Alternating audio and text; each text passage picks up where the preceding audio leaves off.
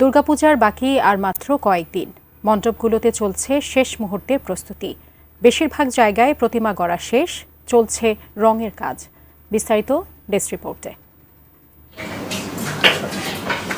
নাটোরের লালবাজারে এবার পাট দিয়ে দুর্গা তৈরি করেছেন প্রতিমা শিল্পী বিশ্বজিৎ। গত পূজায় ধান দিয়ে প্রতিমা তৈরি করে ব্যাপক সাড়া পাওয়ায় এবার পাট দিয়ে প্রতিমা গড়েছেন তিনি। দেবীর গায়ে ঝলমলে পাটের অলঙ্করণ, চুল, শাড়ি, অলংকার সবকিছুতেই পাটের আঁশ ব্যবহার করা হয়েছে। সিংহের কেশর থেকে অসুরের দেহ পর্যন্ত প্রতিটি অংশে শিল্পের ছোঁয়া। এবছর আমরা ব্যতিক্রমী সোনালী আঁশ পাট দিয়ে আমাদের দেবী মুক্তিটা করছি।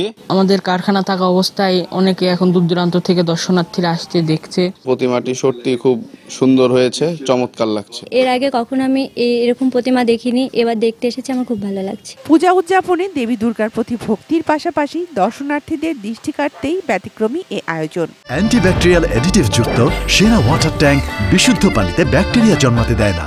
মূল্যটা মূল বিষয় না, বিষয়টা হচ্ছে আমার কাজের প্রতিভা দেখানো। এর মাধ্যমে কাজের প্রতিভা দেখানোর চেষ্টা করি যাতে ভবিষ্যতে আমি আরো ভালো কিছু কাজের উৎসাহ পাই।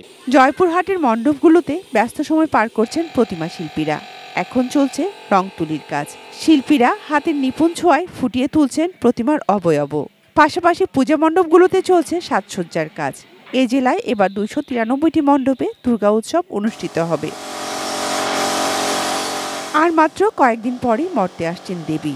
কুমিল্লার মণ্ডপে মণ্ডপে চলছে ব্যাপক প্রস্তুতি। শেষ সময়ে প্রতিমায় রং তুলির আঁচড়ের কাজ চলছে। এবছর কুমিল্লা জেলায় 818টি মণ্ডপে দুর্গাপূজা অনুষ্ঠিত হবে। দুর্গা উৎসব সুষ্ঠুভাবে সম্পন্ন করতে কাজ করবে বিশেষ টিম। নেওয়া হয়েছে সর্বোচ্চ নিরাপত্তা ব্যবস্থা।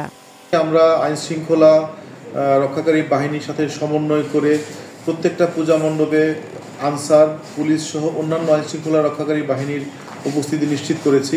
950 জন পুলিশ সদস্য সার্বক্ষণিক পূজা নিরাপত্তা থাকবে।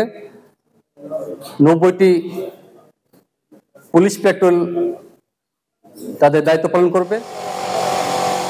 Shakil Aziz, desk report, ATN news.